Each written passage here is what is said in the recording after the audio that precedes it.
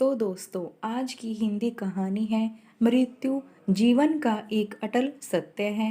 मृत्यु एक सत्य है। यह सत्य वचन एक हिंदी कहानी के जरिए आपके सामने रखा गया है। जीवन जन्म और मृत्यु के बीच का एक भ्रम है जिसे हम अनंत काल तक देखते हैं। वास्तव में वह मृत्यु तक ही सीमित है। आइए बताते हैं, मृत्यु एक अटल सत्य है। मृत्यु सत्य है। एक राधेश्याम नामक युवक था। स्वभाव का बड़ा ही शांत एवं सुविचारों वाला व्यक्ति था। उसका छोटा सा परिवार था जिसमें उसके माता पिता, पत्नी और 2 बच्चे थे। सभी से वो बेहद प्यार करता था। इसके अलावा वो कृष्ण भक्त था और सभी पर दया भाव रखता था। जरूरतमंद की सेवा करता था, किसी को दुख नहीं देता था। उसके इन्हीं गुणों के कारण श्री कृष्ण उससे बहुत प्रसन्न थे और सदैव उसके साथ रहते थे। और राधे श्याम अपने कृष्ण को देख भी सकता था और बातें भी करता था। इसके बावजूद उसने कभी ईश्वर से कुछ नहीं मांगा था।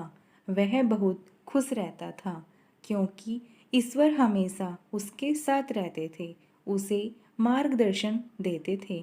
राधे श्याम भी कृष्ण को अपने मित्र की तरह ही पुकारता था और उनसे अपने विचारों को बांटता था।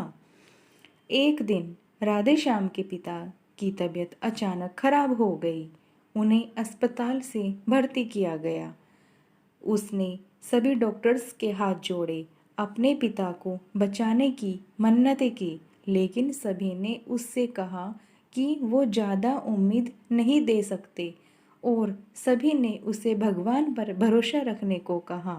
तभी राधेश्याम को कृष्ण का ख्याल आया और उसने अपने कृष्ण को पुकारा। कृष्ण दौड़े चले आए। राधेश्याम ने कहा, मित्र, तुम तो भगवान हो, मेरे पिता को बचा लो। कृष्ण ने कहा, मित्र, ये मेरे हाथों में नहीं है। अगर मृत्यु का समय होगा तो होना तय है। इस पर राधेश्याम नाराज हो गया और कृष्ण से लड़ने लगा।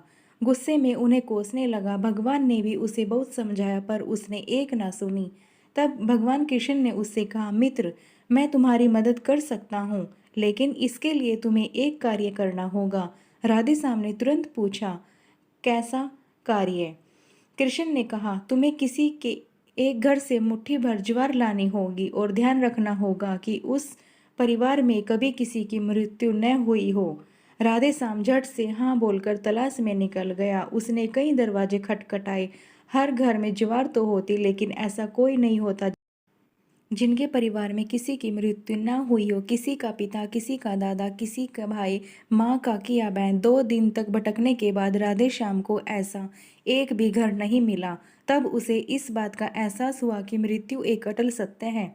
इसका सामना सभी को करना होता है, इससे कोई नहीं भाग सकता। और वो अपने व्यवहार के लिए कृष्ण से क्षमा मांगता है और निर्णय लेता है जब तक उसके पिता जीवित हैं उनकी सेवा करेगा। थोड़े दिनों बाद राधेश्याम के पिता स्वर्ग सिधार जाते हैं। उसे दुख तो होता है, लेकिन ईश्वर की दी उस सीख के कारण उसका मन शांत हो रहता है। दोस्तों, इसी प्रकार हम सभी को इस सच को स्वीकार करना चाहिए कि मृत्यु एक अटल सत्य है। उसे नकारना मूर्खता है। दुख होता है, लेकिन उसमें फंस जाना गलत है, क्योंकि केवल आप ही उस दुख से पीड़ित नहीं हैं, अपितु संपूर्ण मानव जाति उस दुख के रूबरू होती ही है। ऐसे सच को स्वीकार कर आगे बढ़ना ही जीवन है। कई बार हम अपने किसी खास के चले जाने से इतने बेबस हो जाते हैं कि सामने खड़ा जीवन और उससे जुड़े लोग हमें दिखाई नहीं पड़ते। ऐसे अंधकार से निकलना मुश्किल हो जाता है।